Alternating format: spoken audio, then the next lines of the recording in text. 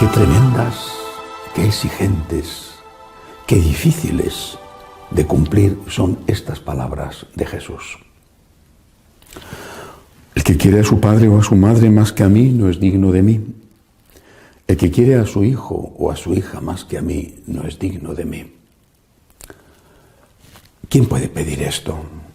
¿Querer a alguien más que a un hijo? ¿Quién puede pedir esto? Solo hay alguien que lo puede pedir. Ese alguien es Dios. Por eso Jesús, al hacer esta petición tan radical, al hacer esta petición está diciendo que Él es Dios. Es una de las formas que empleó el Señor para proclamar su divinidad sin que eso le supusiera una entrega inmediata a la muerte. Tenía que cumplirse su hora y aún no había llegado. Pero de muchas maneras lo iba diciendo. Esta es una de ellas. Otra es cuando decía, habéis oído que se os dijo, pero yo os digo. Esta es una de ellas. Cristo es Dios. Solo Dios puede pedirnos esto, pero Dios sí puede pedirlo. Y por eso los judíos, con aquella revelación que recibió Moisés en el Sinaí, las tablas de la ley, los 10 mandamientos, pusieron en primer lugar este mandamiento: amarás a Dios sobre todas las cosas y sobre todas las personas. Dios en el primer lugar. ¿Por qué? Porque tiene derecho. Es nuestro creador. ¿Quién te ha dado a tu hijo? ¿Quién te ha hecho el don de tu hijo? ¿Quién? Él. ¿Quién te ha dado la vida? Él. ¿Quién es el que te da la salud, aunque no sea perfecta, la que tienes? ¿Quién es el que te da los medios de subsistencia, aunque sean precarios y escasos? Él. Todo lo que tenemos, todo lo que somos, viene de Él. Si perdemos de vista esto, es que hemos perdido la fe. Y por supuesto estoy hablando para personas que tienen fe. Pero incluso para personas que no tienen fe, esto es un argumento lógico. Y seguro que los que no tienen fe tendrían que reconocer, si yo tuviera fe, es evidente que Dios tendría que estar en el primer lugar de mi vida. Si yo tuviera fe y creyera en Dios y creyera en su poder y creyera en su encarnación, Dios tendría que estar en el primer lugar de mi vida. Por eso lo que está pidiendo Jesús no es más que la reivindicación de sus derechos. El derecho de Dios a ser el primero en nuestra vida. Pero este amor que Cristo reivindica, que Cristo reclama, porque en justicia tiene derecho, este amor implica no solamente ponerle a Él en el primer lugar ante otros amores. Ha citado 2 el Señor, los padres, los hijos. Hay más, por ejemplo, la patria, el trabajo, la ambición legítima. Pero es que además el Señor dice otra cosa. La voy a volver a leer porque es muy importante. El que no carga con su cruz y me sigue no es digno de mí. Cargar con la propia cruz. Lo mismo que amar a Dios más que al Hijo, son cosas muy difíciles. Hay que ser realista, cuesta mucho. Abrazar la cruz, abrazar al crucificado que está en la cruz y a la cruz por el crucificado, es muy difícil. Cuando la cruz es una enfermedad que se prolonga y que muchas veces es dolorosa. Cuando la cruz es la pérdida de la persona que amabas y que daba sentido a tu vida. Cuando la cruz es la angustia de no tener trabajo y no saber cómo vas a afrontar mañana el día y cómo vas a sacar adelante a tu familia. Es muy difícil, es muy difícil. Por eso necesitamos la ayuda de Dios. ¿Qué otra alternativa hay? No tienes trabajo. ¿Cuál es la alternativa? ¿Ponerte a robar? ¿Asesinar? ¿Se ha muerto un hijo? pienso que es el mayor de los sufrimientos. Se ha muerto un hijo, ¿cuál es la alternativa? No hay ninguna. ¿Estás enfermo? ¿Cuál es la alternativa? ¿Suicidarte? Abrazar al Cristo crucificado por agradecimiento a Él no solo nos hace dignos de Él, sino que se convierte en la fuerza que necesitamos para que esa cruz no nos aplaste. Tenemos que volver a hablar de esto una y otra vez, a meditar sobre esto, a practicar esto. Señor, por ti, por ti. No entiendo por qué permites este enorme sufrimiento, pero por ti lo acepto. Es tu divina voluntad, no la entiendo, pero por ti, Señor, contigo, Señor, por ti y contigo, con tu gracia. Pero todo esto no es todo lo que dice el Evangelio, porque el Señor está hablando no solamente de que Él tiene derecho a ocupar el primer lugar, o de que Él nos está pidiendo que abracemos nuestra cruz.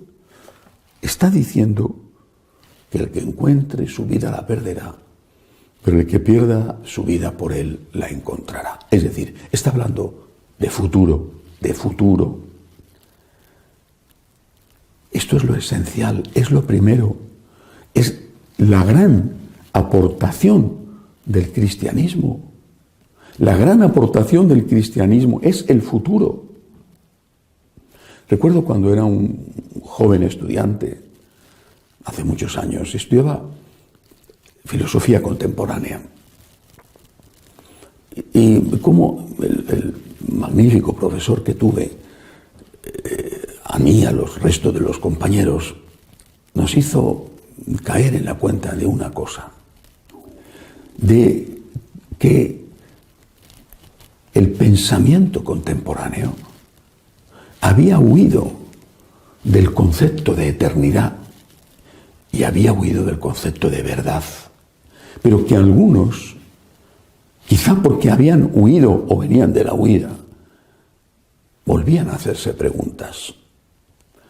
Cuando nos mandó estudiar a uno de los mejores filósofos comunistas, marxistas, dentro de lo que es la filosofía marxista, Ernst Bloch, un alemán, disidente del Partido Comunista Alemán en aquella época, mucho antes de que cayera el muro de Berlín, me di cuenta de hasta qué punto era importante la vida eterna.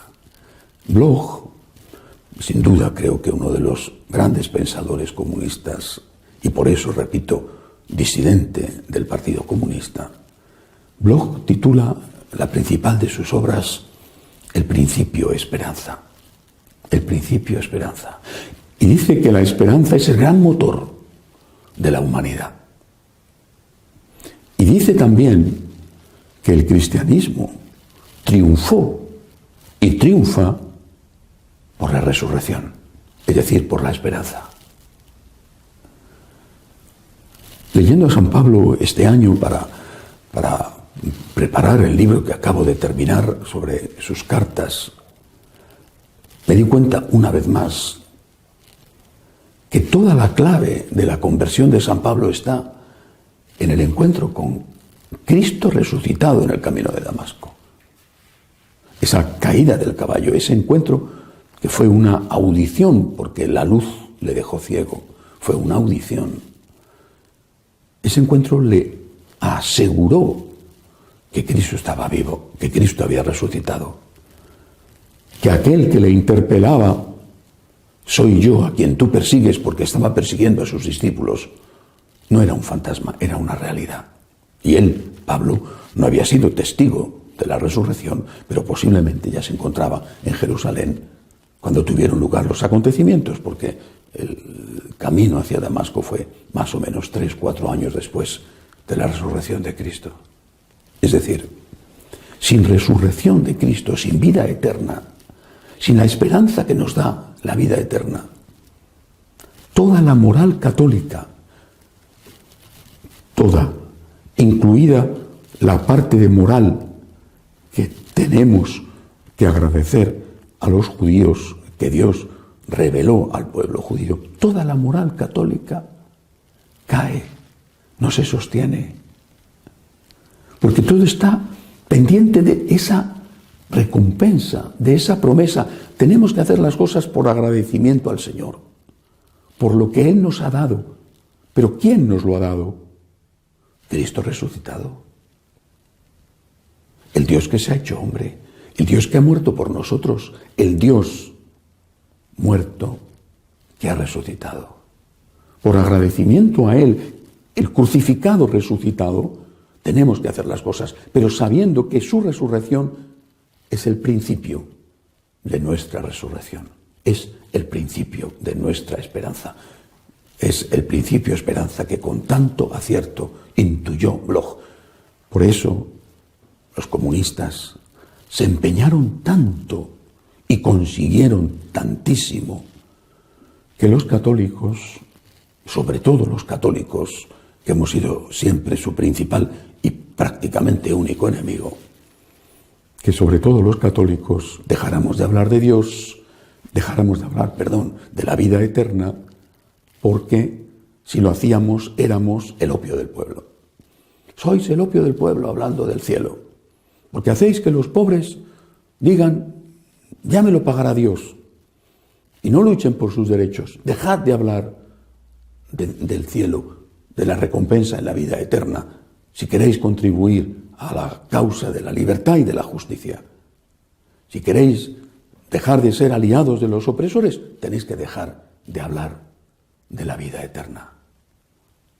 Y se lo creyeron, y lo practicaron, y acabaron con la esperanza. Y el cristianismo se convirtió en una moral donde no había ni agradecimiento ni recompensa. Es decir, una moral vacía, imposible de cumplir. Ni agradecimiento ni recompensa. Y se transformó para muchísimos en un humanismo solidario, donde la generosidad que existe, afortunadamente existe, hace que la Iglesia sea cada vez más una ONG. Tenemos un principio, esperanza. Hay vida eterna, hay resurrección. Abrazar la cruz tendrá la recompensa.